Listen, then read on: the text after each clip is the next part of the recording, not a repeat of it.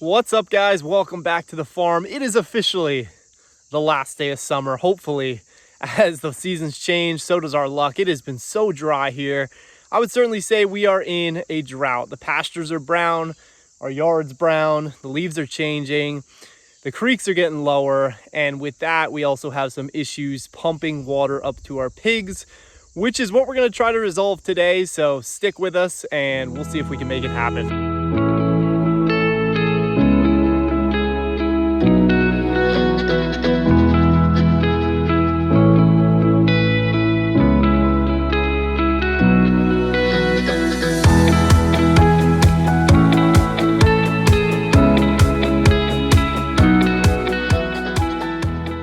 So welcome back, guys. What is on the docket this morning? Well, we got to fix our ram pump. It has run dry on us as the creek's gotten lower. We're not getting a consistent water flow, which is what is needed to feed a ram pump. If you don't know what a ram pump is, we're going to show you here in a second. But anyway, we are trying to pump water all the way up there to the top of this little hump. Basically, it's about 100 yards away. That is where our pigs are located. I am really tired of lugging buckets over there daily. And quite frankly, it's a struggle. The pigs are not getting the water that they need. So we got to get this thing fixed. It is super dry here toward the end of September. And again, really no rain in sight. We might get a couple showers next week, but that really doesn't do our pigs any good. It might help the pasture a little. We got to get this water going. So anyway, if you're not familiar, here's another look. We are pumping uphill about 100 yards. Our ram pump is located in here. We have a small creek bed that runs down through here. Everything's overgrown at this part of the property, but we'll bushwhack here and we'll show you where that ram pump is. We'll show you how it all works. We will check the infeed right at the spring to make sure that's not all clogged up. I have some suspicion with these leaves falling that is part of the problem, but we'll check it out here. I put out a video long ago, about a year ago, on our channel when we first started. So we're going to talk a lot about what we touched on there, realizing our audience has grown quite a bit. So thank you guys for your continued support. But our ram pump is down here. We got all this stuff growing up. Go figure, our grass doesn't grow, but this stuff does. Anyway, ram pump is tucked down here. As you get down into the creek bed, it opens up. So we're in good shape. Let me just clear the way a little bit so I can get good footage. And for those of you that are not familiar, this is what you would call a hydraulic ram pump. It's basically a bunch of PVC pipe, a couple fittings, a couple ball valves, and that is it. The vertical pipe there has, I believe it's almost like we'll compare it to a tire inner tube on a bike. I believe that helps kind of pressurize. To be honest, guys, I am not sure the mechanics of how this works. It's pretty fascinating to me, but essentially the water is going to run down from what you're calling your drive pipe, which is here on the left side, and that goes all the way up through our creek bed into our spring, which we'll walk up there and show you. It's about, I think it's about 90 to 100 feet. You don't really want to go further than 100 feet. And what's going to happen, that water is going to come in here. It is going to somehow pressurize. Again, I don't know the mechanics to this. And then it's going to come out your end, which is essentially going to be just some black pipe here clamped on. Now, the important part is this is not running right now. This valve here needs to essentially be open. Water will actually spit out as it kind of gives a back pressure to it, and it will make a clicking noise when it's successfully running. So to prime your pump, you are going to push down on this, and you're essentially just going to let it run a while. Make sure all the air gets bled out of your line.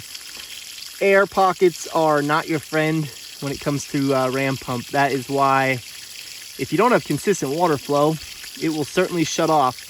Now, the nice thing is I have not even felt air.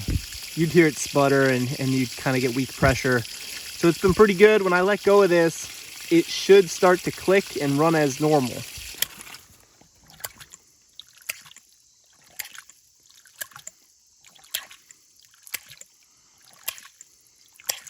You can't tell me it's this easy today.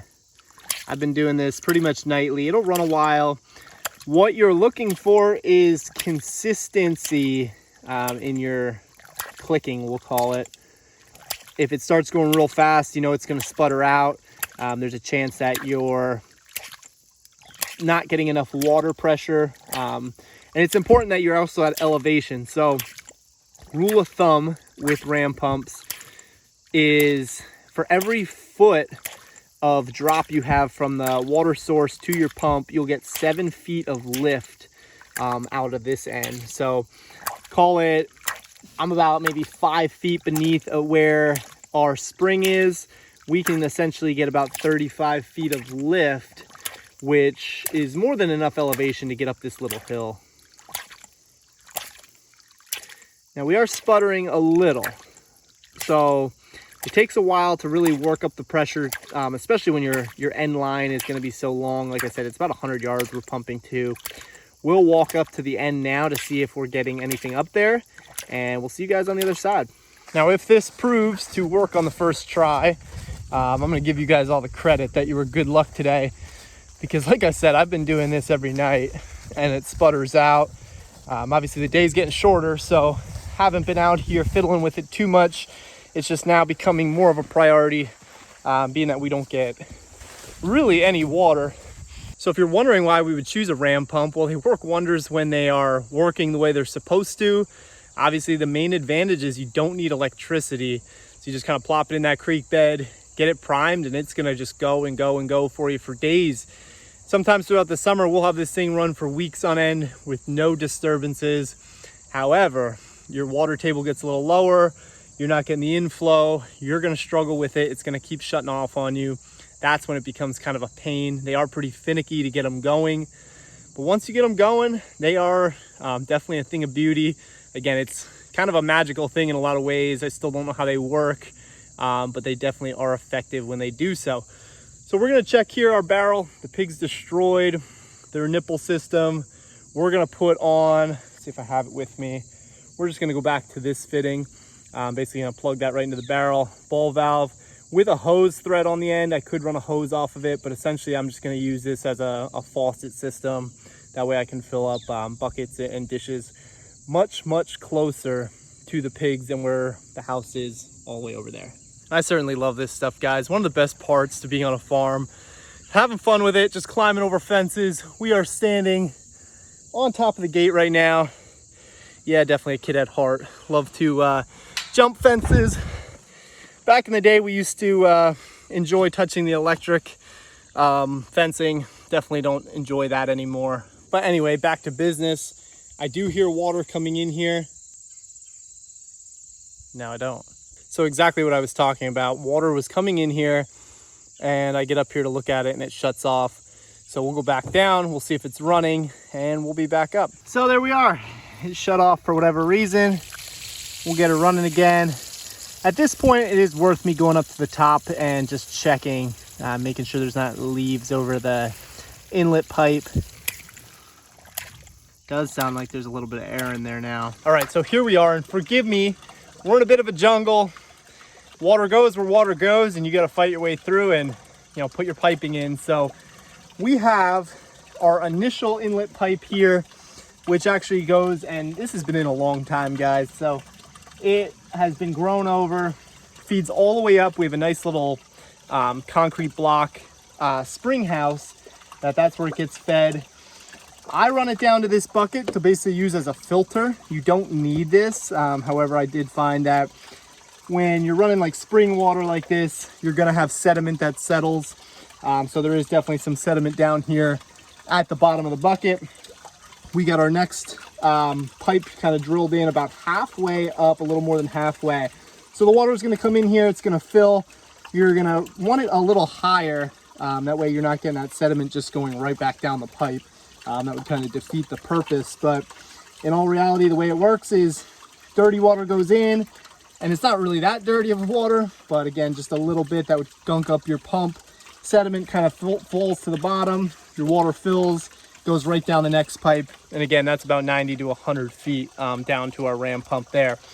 So everything looks good here. We're getting a nice flow of water. The bucket's actually all the way Filled, well, you can see it's actually coming out. There's a lot of pressure here just from how tight this fitting is. The water is actually coming out here in the top, which is no issue, but it's definitely working up here. The interesting part about these pumps is I can put my hand on it and I can tell from here that it's working because I'm feeling a pulse. As that click down at the pump kind of goes, it will actually build up enough pressure that if you don't have it weighed down with like a rock or tied down, strapped down, whatever it is, it will actually slowly inch its way back as it's building that pressure and forcing water forward. So as I just touched that, I can feel a pulse, literally like a heartbeat, and I know our pump is working again. So now we go back up to the top and I get there and the water will probably shut off, but we'll see. We are back. This is where we come into the barrel here, and I can feel this coming in. I can hear it. You guys probably can't with the pigs making some noise here. And then basically what I did, I actually cut an overflow hole here. Just run a piece of black pipe out, because what would end up happening, your water would end up just spewing out of this and just making a huge muddy mess right around your barrel. This allows me to have some control. I actually wrap this around here and bring it over into our pig pasture, and usually what I'll do, I'll just kind of let a wallow build up there. It just helps the pigs. As now everybody's in here trying to see what's going on. We got our piglets, as you guys have seen several times. They're definitely curious. Ziggy's seeing some water coming out now, so we're getting there, Zig, we're getting there. As you guys see, and I think I put this out on a previous video, pigs busted out our nipple water, so I'm gonna cut that out here this morning. But seems like we did it. I don't know, we'll see how long it runs. Like I said, usually it runs about an hour recently, and then we have some problems again, but definitely hear some steady water flow. So we'll hang here for a little bit, make sure this thing keeps clicking away behind us. And I think it was as easy as that today, guys. Finally, an easy job, an easy fix. They don't come very often, so you got to take the wins when you can. So I think that's it for us today, guys. This afternoon, we are going to run out and actually pick up 3 more sheep. It'll put us up to 12 in our flock. They are going to be of the St. Croix genetic with a hint of Katahdin. They'll definitely complement our existing Katahdins well. There are actually 3 rams, and you might wonder, you know, why would we want rams? Most people are trying to get rid of those things. Well, to be honest, it gives us options. It gives us options as far as breeding, you know, what type of genetics we want to insert here into our flock. Spot is our existing ram. He is a Katahdin. Now we're getting some St. Croix. So it's definitely a good cross. They complement each other very well. They're very similar in characteristics in a lot of ways. So we're gonna go pick them up. It also gives us options if we wanna just put meat on the table this winter. They are 100% pasture raised, supplemented with a little bit of hay. So 0 grain into them, definitely good quality animals. And it's only about a 15-20 minute drive from us. So seemed like a no-brainer for me. We'll be doing that this afternoon. You guys, if you wanna follow along and check them out, gonna have to hit that subscribe button. I'm not that important. I don't know if I'll show up in your feed again. So hit that subscribe button for us. Give us a thumbs up, like this video. And we appreciate your support, guys. Thanks for watching. Go ahead, check out our other videos. We do all things homesteading, from sheep to pigs to chickens to projects, reviews, you name it.